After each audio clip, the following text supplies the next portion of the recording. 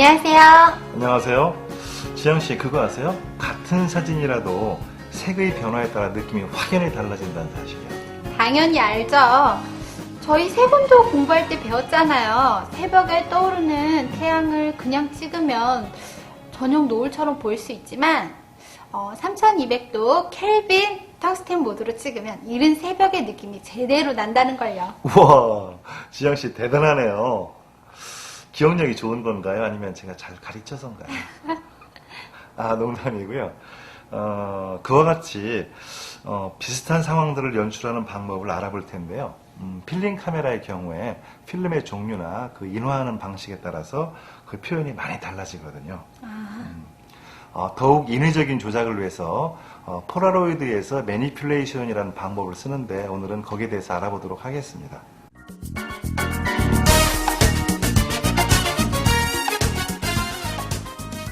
가끔 놀이동산이나 패밀리 레스토랑 같은 데서 즉석 사진이라고 얘기하는 폴라로이드를 한두 번은 찍어보셨죠? 네, 누르면 사진 필름이 이렇게 쑥 하고 올라오잖아요. 폴라로이드는 세상에 단 한 장밖에 없는 나만의 사진이라 그런지 더 매력이 있는 것 같아요. 네, 영화 러브레터를 통해서 이 폴라로이드가 많이 알려지게 됐는데요.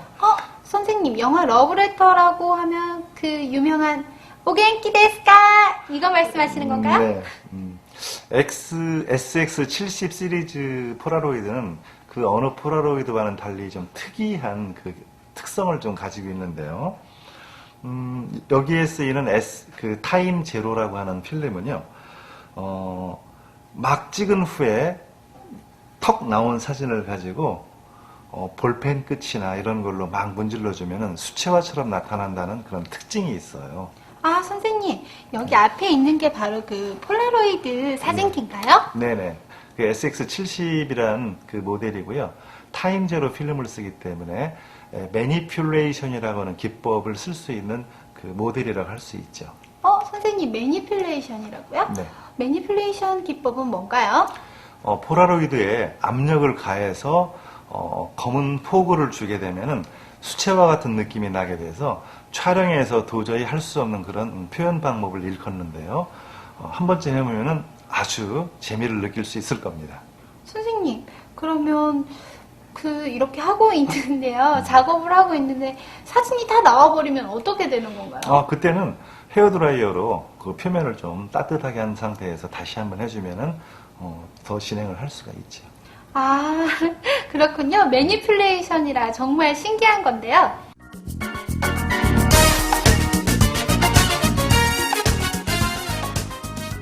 선생님, 여기 있는 사진은 제가 생각하던 사진과는 조금 다른 느낌을 받을 수 있는데요.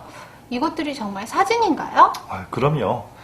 우리가 꼭 인화지로만 봐서 사진이 아닌 것처럼 느낄 수가 있는데 이렇게 청록색 계통의 그 사진을 시아노 타입이라고 부릅니다. 아, 시아노. 예, 시아노 타입이란 사이안과 타입이 합쳐져서 만들어진 말로 사이안이란 우리말로 청록색 계통의 그 색을 뜻하는 말이죠. 작업 과정이 좀 복잡한데요. 보통 화공약품 상회에서 살 수 있는 몇 가지 약품과 또 미술 재료 상에서 파는 와트만지 같은 걸 이용해서 적절하게 화합물을 배합한 다음에 건조하고 암실 작업을 통해서 만들어지는 거죠. 폴라로이드와 마찬가지로 세상에 딱 한 장밖에 없는 사진이 될 수 있는 아이템입니다. 아, 정말 매력적인 사진인 것 같은데요.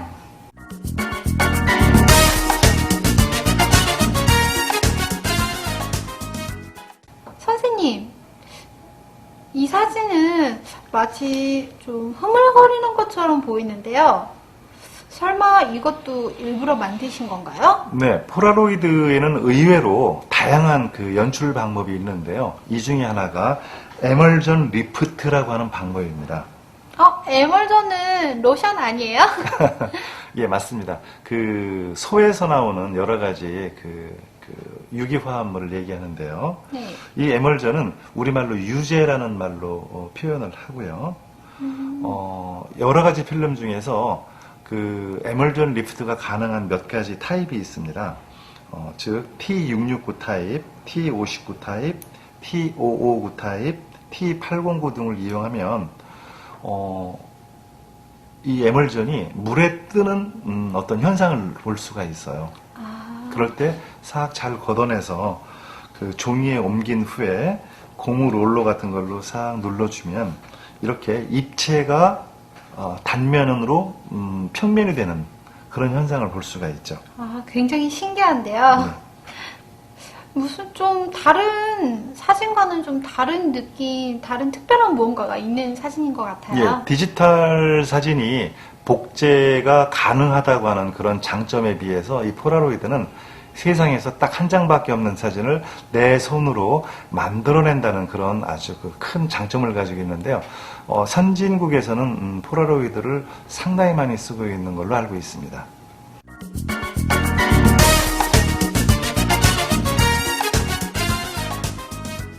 선생님, 제가 얼마 전에 홍콩에 다녀왔는데요. 홍콩에는 굉장히 큰 아쿠아월드가 있더라고요. 아쿠아월드에 들어갔는데 굉장히 큰 수족관 안에 예쁜 물고기들과 예쁜 산호초들이 많았는데요. 그런 예쁜 물고기와 산호초를 가까이서 찍을 방법은 없는 건가요? 물론 있죠. 대부분의 사람들이 바닷가에 가면 그 즐겁게 뛰어놀았던 장면만 찍게 되는데요. 하지만 물속을 좀 들여다보세요. 무한한 생명의 신비가 아름다운 수중에서 담아올 수 있다고 하면은 분명히는 사진을 배운 솜씨를 한번 발휘할 수 있는 기회가 될 거라고 생각이 드는데요. 바닷속에서 어떻게 물속에 들어가서 사진을 찍는다는 말씀이시죠? 다 방법이 있습니다. 수중 촬영이 육상에서와 같이 가장 큰 다른 점은요. 카메라의 방수를 위한 장치가 필요하다는 건데 이를 하우징이라고 합니다. 예. 더더욱 물속은 좀 어둡기 때문에 플래시가 반드시 필요하게 되죠. 또 물속에서는 보통 물 밖에처럼 물로 인해서 굴절의 배율이 달라지는데 이걸 해결하기 위한 방법으로 어안 렌즈부터 광각에 이르는 수많은 렌즈가 채용되는 것이 일반적입니다. 선생님, 어안 렌즈가 물고기 눈이라더니 정말 물고기의 네네. 눈으로 사진을 찍네요. 네. 수중 사진은 공기 제한과 감압 문제로 인해서 촬영 시간이 제한적이기 때문에 안전하게 다이빙하는 것부터 시작돼야겠죠. 깊은 물속으로 들어가는 것이 부담스럽다면 시중에 나와 있는 수중용 토이 카메라를 사용해 보는 것도 새로운 시도가 될 것입니다. 육상에서 찍는 것과는 달리 또 다른 색의 표현이 어디에서도 볼 수 없는 그림을 그려낼 수 있기 때문이죠. 선생님, 그럼 수중용 토이 카메라에 대해서도 설명해 주세요. 이 카메라가 바로 토이 카메라입니다. 여기 있는 게 바로 토이 카메라죠. 예. 보시는 것처럼 렌즈가 플라스틱으로 되어 있고 방수 처리가 되어 있기 때문에 하우징이나 특별한 렌즈 없이도 촬영이 가능하죠. 지향 씨도 결혼하셔서 신혼여행을 가신다면 아마 반드시 카메라가 필요할지도 모르겠어요. 신혼여행을 언제 갈지 모르겠네요. 이 외에도 여러분이 독창적인 아이디어가 새로운 색깔을 담아낼 수 있는 요건이 될 건데요. 때로는 엉뚱한 상상이 최상이 될 수도 있다는 사실을 명심하십시오. 자, 여러분, 이번 시간은 색의 표현을 통해서 색다른 느낌을 표현할 수 있다는 관점과 동시에 또 다른 색, 필름을 현상하는 방법이나 폴라로이드를 이용한 표현까지 배워봤습니다. 특히 수중 사진의 경우는 제 개인적으로 꼭 한번 찍어보고 싶네요. 지향씨, 잿밥에 관심이 있다는 말로 들려요. 어머, 무슨 말씀이세요? 에이, 수중 사진을 찍어보고 싶은 게 아니라 결혼하고 싶다는 얘기로 들리거든요.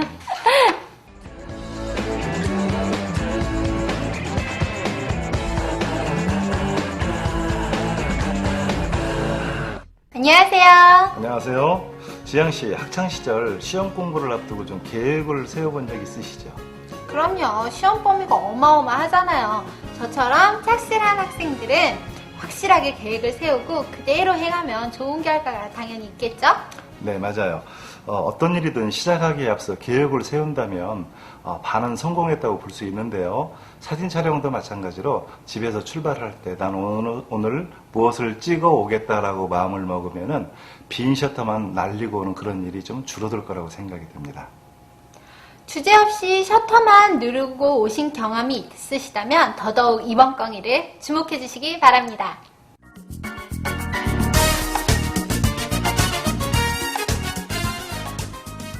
사진을 잘 찍기 위한 방법을 여러 가지 방법이 있겠지만 제가 제안하는 방법은 바로 잡지를 열심히 바랍니다. 여러 전문가들이 모여서 만드는 잡지인 만큼 잡지 화보는 최고의 스승이 되기 때문이지요. 당대의 각 분야의 최고의 고수들이 참여하여서 만드는 잡지에서 아이디어를 얻는 것은 어쩌면 정말 너무나도 당연한 것 아닐까요? 네, 그렇습니다. 디자이너를 포함해서 스타일리스트, 이런 전문 제작자들이 함께 만들어주는 그 화보는요, 컨셉부터 모델이나 촬영 장소, 소품에 이르기까지 철저한 계산 아래서 이루어지므로 결과물이 수준급에 이를 수 있는 겁니다. 따라서 여기에 동원된 아이디어를 따라 해보는 것은 기량을 상승시키는 데 효과적입니다. 자, 제가 가르치고 있는 학생들이 잡지를 보고 따라해 본 사진 몇 장을 원본과 비교해서 함께 보여드리죠. 촬영하기 전 충분한 아이디어와 계획을 세울 수 있겠죠? 정말 잡지하고 굉장히 비슷한데요. 네.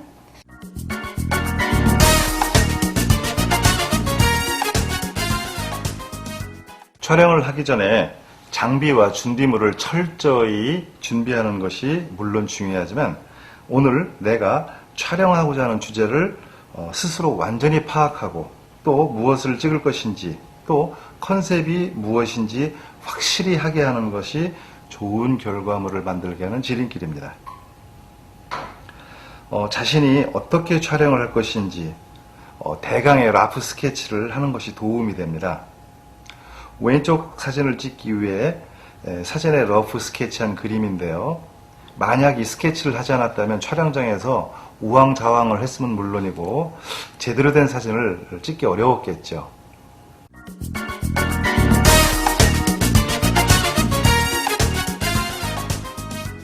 사진에도 이야기가 있어야 됩니다. 예를 들면 최근에 히트한 영화나 사회적, 문화적 이슈가 된 모티브로 인물 촬영의 컨셉과 스토리텔링을 정하는 것이죠. 직업이나 관심사, 기타 가족이나 친구를 함께 다루면 더욱 친근하고 더 많은 정보를 다룰 수 있는 효과가 있습니다. 이것은 보는 사람으로 하여금 나의 이야기를 본다는 공감대를 얻음으로써 대중들이 관심과 설득력을 얻을 수 있기 때문입니다. 어머, 이 영화는 아웃 오브 아프리카 아닌가요? 제가 너무 감명 깊게 본 영화예요. 로버트 레드포드가 메릴 스트립의 머리를 감겨주면서 서로의 사랑을 속삭이고 사랑하는 남자의 따뜻한 손길을 눈을 지그시 감으며 느끼고 있는 모습. 제가 이 영화에서 제일 좋아하는 장면이에요. 이와 같이 유명한 장면을 유사하게 연출하는 방법도 컨셉과 스토리텔링을 공부하는 좋은 연습이 될 수 있습니다.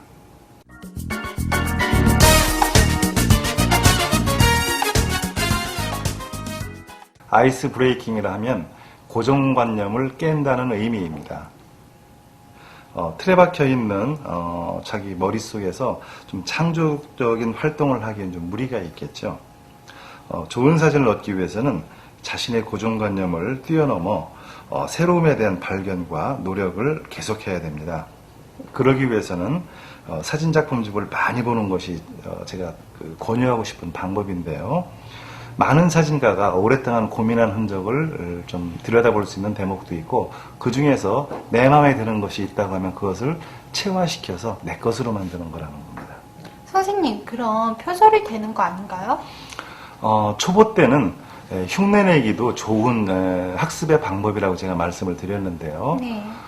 내가 생각한 아이디어가 기발한 것 같지만 책을 통해서 보면 많은 사람들이 이미 다 해놨다는 걸 알 수가 있기 때문이죠.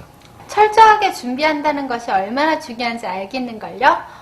모방은 한다면서 손가락질도 할 수 있겠지만 이런 말도 있잖아요. 모방은 창조의 어머니다.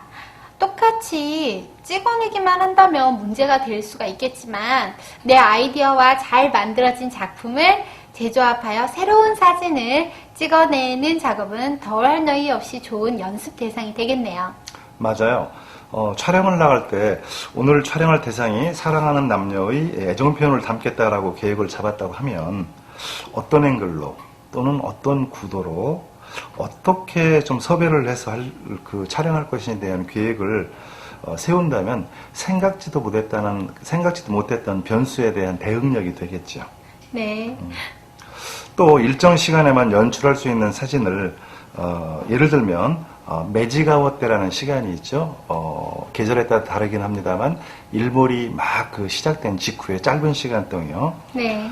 이때를 이용해서 찍게 되면 익스테리어 즉 건물의 외벽 같은 걸 찍게 되면 굉장히 색감이나 그 톤이 풍부하기 때문에 자칫 놓칠 수 있는 그 시간대를 정확히 잡아낼 수 있는 특징이 있다는 겁니다. 네, 여러분. 사진을 잘 찍기 위해서 계획을 세우는 게 얼마나 중요한 일인지 아셨죠? 사진을 찍는 계획을 세우는 것도 중요하지만 오늘은 제 인생의 계획을 다시 한번 생각해 볼 필요가 있다고 생각되네요. 네, 그렇습니다. 여러분도 앞으로의 계획을 세워보시고요. 그거를 구체화하기 위한 방법도 이 기회로 삼으시면 어떨까 싶습니다. 다음 시간에 뵙겠습니다.